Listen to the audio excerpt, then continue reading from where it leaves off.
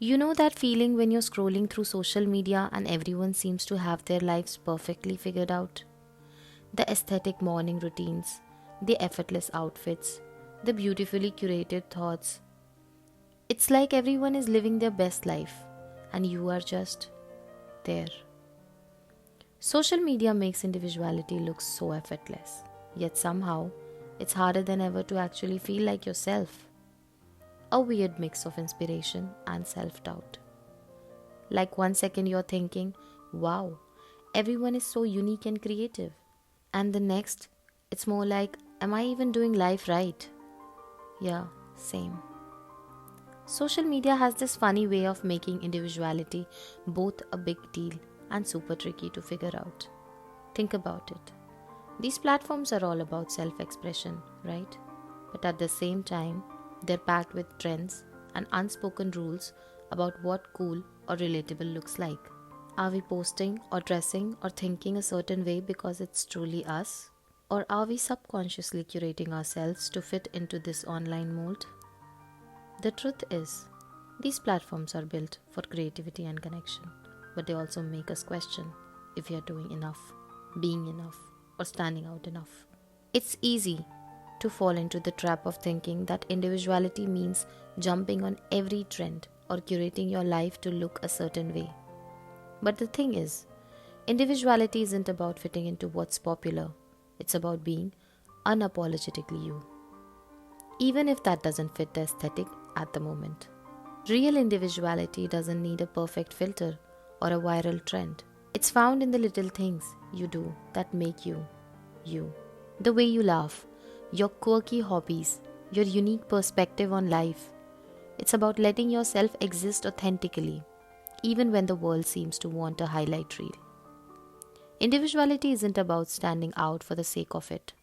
It's about being true to who you are, even when the world is nudging you to compare, conform, or hop on the latest trend. It's about wearing that weird sweater because you love it, even if it's not in. It's about sharing or not sharing a moment because it's meaningful to you, not because you're chasing likes. In a world where everyone's trying to be different, maybe the most revolutionary thing you can do is to just show up as your messy, unfiltered, real self. In a time where everyone's striving to be seen, the most powerful thing you can do is embrace who you just really are. Forget the likes, the trends, and the pressure to perform. Just be. Because that's where the magic of true you lives. Individuality has become more celebrated and more challenging to achieve. Platforms designed for self expression often blur the line between being authentic and seeking validation.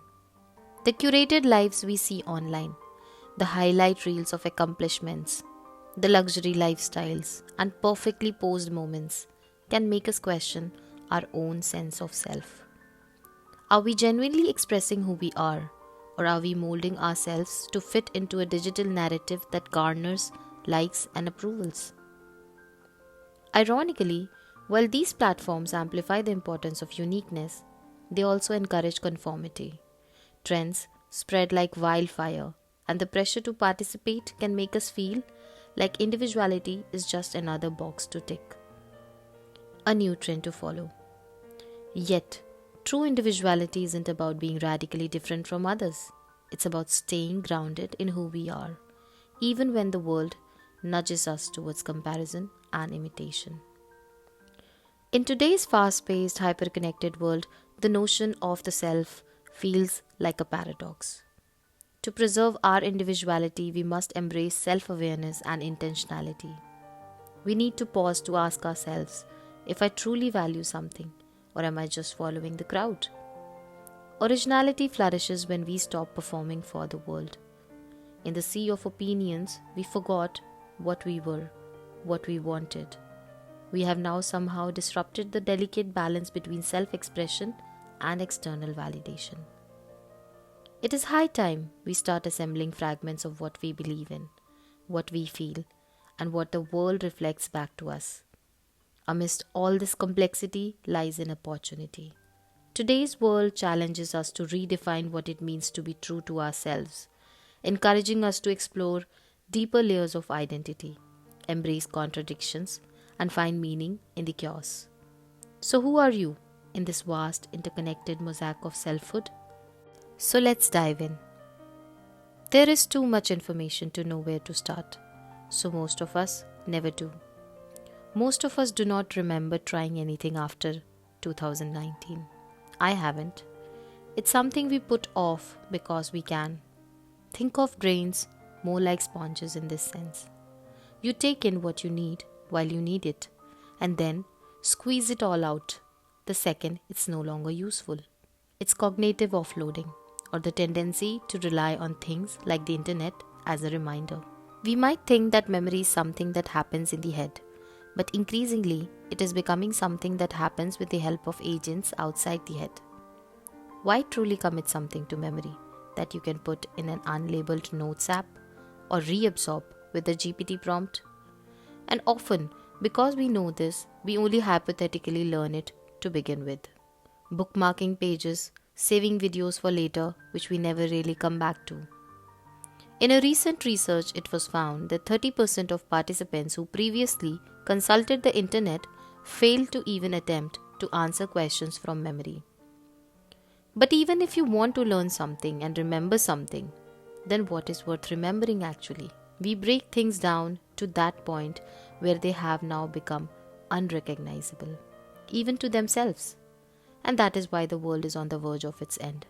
We suffocate in reels and images, and our bodies crumble under the overwhelming burden of limitless access. In a communication and journalism research, it was found that an average adult is exposed to 4,000 to 10,000 advertisements each day. The quality of what we take in online is rapidly declining with the prioritization of monetization and the sort of clickbait review culture that's manifested in recent years. You will never find an original video, original review, or even a genuine idea, because the algorithm promotes only the ideas which has been already established. If you look at various videos which informs us on how to monetize your content, the top suggestion will remain, make something which has already worked well in history. It's a new type of poor image. The poor image constructs anonymous global networks as well as it creates a shared history. It provokes mistranslations, which no longer is based on the permanence of the original but on the transience of the copy. We know most of us what we see online is fake, but we make sure we touch elbows with everything and with no guide. It's our job to scroll through all of it and make it make sense and resonate to us. We swipe our Tinder matches while having all eyes on Rafa in our story one day, not knowing even one day of the displaced people and everyday mass killings. In a physical world that is so wildly pleasant and embarrassingly layaboutish, we have developed this ability to project ourselves onto avatars as almost a survival tactic. It's easier and more processable if the place where your consciousness resides is not necessarily visualized, as in our own non-customizable human bodies. So what happens when you feel more accepted by your online community than your offline one? When the people you are closest to have only seen a digital version of you. In the years 2019 to 2024, I watched someone get baptized in an online chat room. I saw someone's shraddh on a blog. In real time, I saw someone accepting God and devil equally into their sexy anime heart. It's the start of a slow-moving and voluntary uploading of consciousness. Every moment is catalogued and not remembered. Every number is saved and forgotten. Every passing thought is voiced, critiqued, and then remixed. We have a receipt of who we are. We don't have to sit back with ourselves and know who we really are. On our social media, we tamper away and build upon our mirrored reflections of who we think we are, or at least who we hope people think us to be. There is a version of ourselves out there that only exists online, but it is real and it does exist. Instagram Reels are giving people disorders which never existed. Body dysmorphia, eating disorders, mental health issue by constant comparisons, brain frying through endless scrolling, bargaining our precious time and data and ending up as a product, and above all, dealing with the devil, giving up our morals to gain success. We are cornered into hyperboles of ourselves that keep getting algorithmically reinforced. We get targeted ads that tell us where we are lacking, and we know that there was something the Instagram gods liked more about that one particular selfie which got viral over the rest. And now we must recreate that. Feeling the need to live up to the thing, that image we conjured, watching ourselves being surpassed by our own bastardization. We become abstractions of what we once were. We are infatuated with the idea of a version of self, an avatar. It's why people obsess over things like glow-ups and celebrities. It's this thing we have convinced ourselves is obtainable with thorough study and analysis. These one-way connections burrow so deep and can feel so immersive and intimate that they end up supplementing what would otherwise be face-to-face connections. I think Aishwarya Rai must divorce Abhishek Bachchan. I think Kylie should have a third baby. Aishwarya? Kylie? I mean, who are you? Her Masi or husband? Who are you to be giving her paternal or even a familial advice? These parasocial dynamics have only become increasingly normalized and delusional. Everybody has gone viral and everybody is a pop star. The celebrity intermingles with the influencer who intermingles with you. It's like a tricked up effect of attention. This generation of creators is almost more interested in self-curation and the individual rather than the creations they produce. Where are you from? What's your trauma? Are you a Nepo baby? We are attracted to the pain they felt over their technical skill, their talents.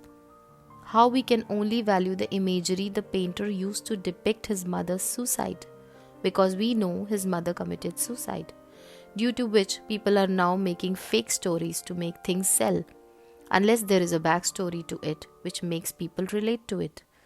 An actor has to be middle class in order to relate to you, the end consumer. To be an artist has more or less always been agreeing to share your life, but the levels in which you are expected to do so have reached new depths. There is this new type of internet-born anxieties that people are now facing. The need to react fast, because if not, someone else will do it first. And if you're not the original, you have to be the best, and that's like way harder. You are encouraged to screenshot, sample and repost, but if your works are too similar, you're ripping someone else off. And the internet will tell you so in the comments. And trust me, you're not gonna be the one to do it first. It almost feels as if there is nothing left untouched. Every rock overturned and fully explored. Our own perspectives once felt special, but now we know we are just like other girls or boys. This has festered a need for speed, rapid and consistent productivity with your own developed personal style. And beyond convenience, these algorithms are competing for your attention. It shows mind-numbing slime videos that are just long enough to keep you engaged but too short to form a critical thought. It will show you your insecurities and create new ones. And the cure of that is the vitamin that you can only get from them. You buy the thing, you become the person you want to be. We hate the algorithm, but we need it. It's our pet. We feed it, we love it. It tells us what to do, but it is a cat, indifferent to us. And we have become too ignorant to ever look back now.